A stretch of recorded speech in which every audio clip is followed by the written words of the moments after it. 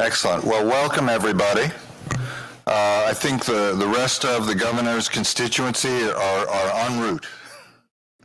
But we have a very distinguished group in the audience here and a very excellent set of discussants and interlocutors for our event today.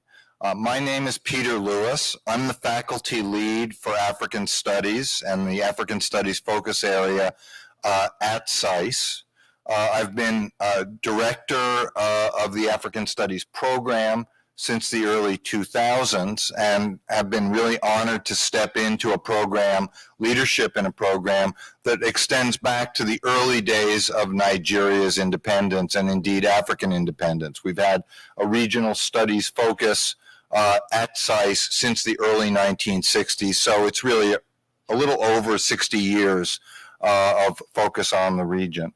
During my time teaching, researching, and leading the program, we've held more than 350 events, including 24 conferences. We've had more than 500 speakers, and in that really exciting and diverse group of speakers and events, we also include at least 60, maybe 70 events that have been focused specifically on Nigeria.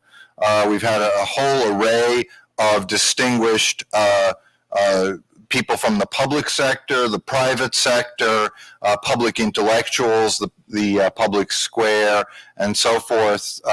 Previous governors of Abia State have spoken, governors of Lagos and Ekiti State have spoken, Professor Parutome, Professor Kingsley Moghalu, who are with us today, have also we've also been honored to hear from them, and a whole array of other speakers as well. And so in that distinguished tradition, we're especially pleased and honored to welcome His Excellency Governor Alex Otti of Abia State. Thank you for joining us, Governor.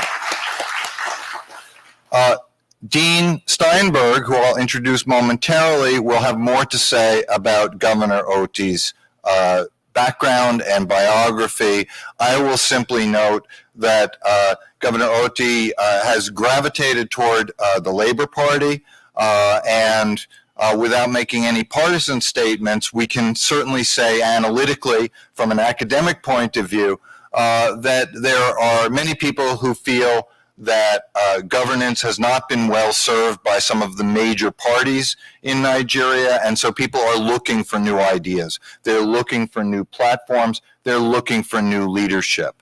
And where that will come out remains to be seen. That's a choice for the Nigerian people, but certainly following with great interest that process, it's really intriguing and very engaging to see where the process is going and how Labor Party candidates distinguished themselves in the previous presidential election, and how this has served as a kind of gravitation point or a hub for new ideas and new leadership. So we're especially glad to have Governor Otti from that perspective as well.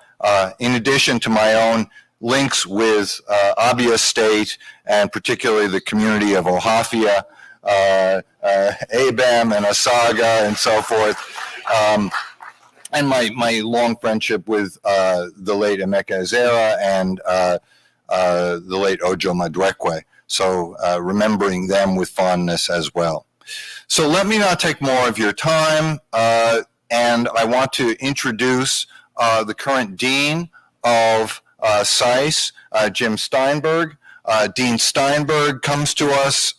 He's now about 2 years in office from a very distinguished career in academia and the private sector, senior State Department official who led policy planning at one time and has had other senior roles in the State Department, as well as a dean at other institutions that focus on international affairs and public policy, and a very distinguished voice in the public square and in scholarship on great power relations, U.S. foreign policy, and the interaction of major powers and strategic interactions in the globe. Dean Steinberg has really been very dynamic, and indeed it's been exciting to see how collectively as a faculty and with his leadership we've navigated some of the immense challenges that we're seeing today. The Russian invasion of Ukraine and the issues that that raises in terms of great power relationships, China's continual rise and assertion in the public sphere, and new issues including AI, cyber strategy, climate change, and a whole set of other parameters that we scarcely mentioned a decade ago in the study of international affairs and have now become center stage. So, Jim, it's really been gratifying to have you in leadership here. And without any further ado, I'll introduce Jim Steinberg, who will make some introductory remarks about the governor. Thanks so much. Appreciate it. Well, thank you, Peter, for those kind remarks, and let me pay tribute to you for the extraordinary leadership that you've shown here at SAIS, leading our effort in Africa Studies and with the Africa Focus Area, and also great service as a past dean, and I can tell others soon to be a future dean. So really grateful for the work that you've done. And it's. I also want to pay tribute to our Africa Club here, which has played an extraordinary role in partnering with our faculty and our staff to make this a vibrant place with a tremendous amount of focus and interest and energy around the issues of Africa. I've been privileged to participate in a number of events, the business conference that they helped organize, and so many other activities. It's a hallmark of what we do here at SAIS is that the leadership that the students provide and the energy that they provide behind our work and the entrepreneurship that they show that makes so many of these things happen, and I know many of them are here today. So I want to welcome you all to our wonderful new home at the Hopkins Bloomberg Center here at the heart of Washington, the official part of Washington, halfway between the Capitol and the White House. It's been an extraordinary journey for us to be here, and you can see from this magnificent auditorium that you're in today what an amazing place this is, and the opportunity that we have to host so many leaders of the world, from the public sector, from the private sector, from NGOs, from international organizations. And so it's a reflection of our ability to do that. We are so privileged to have the governor here today. An opportunity to bring these voices, not just to the SAIS community and the Johns Hopkins community, but a wider community here in Washington and around the world. And in that spirit, it is really a great privilege to have the governor here, who really reflects so many of the perspectives that we try to foster here in SAIS and at Johns Hopkins. He has had an extraordinary career, as I think most of you know, in the public sector, in the private sector, and in the journalism sector. And so really, covered so many different bases.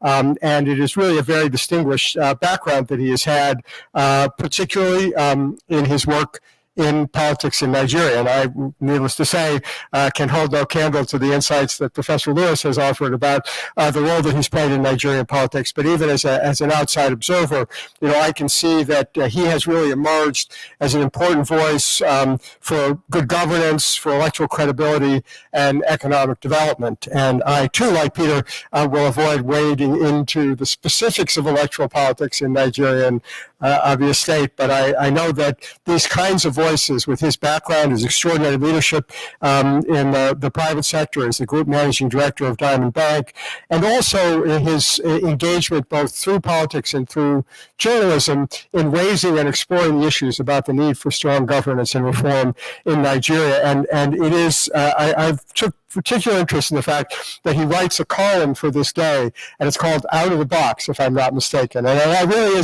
reflects kind of what we like to think about here at SAIS, is this kind of thinking about out of the box, getting out of the conventional wisdom, bringing new and fresh ideas, which is so important, and to have individuals who are willing not just to to put these ideas out there, but to be willing to get into the public sphere and to put them in action, as you have done in your long career in electoral politics in Nigeria, and now as the elected governor of Abia State.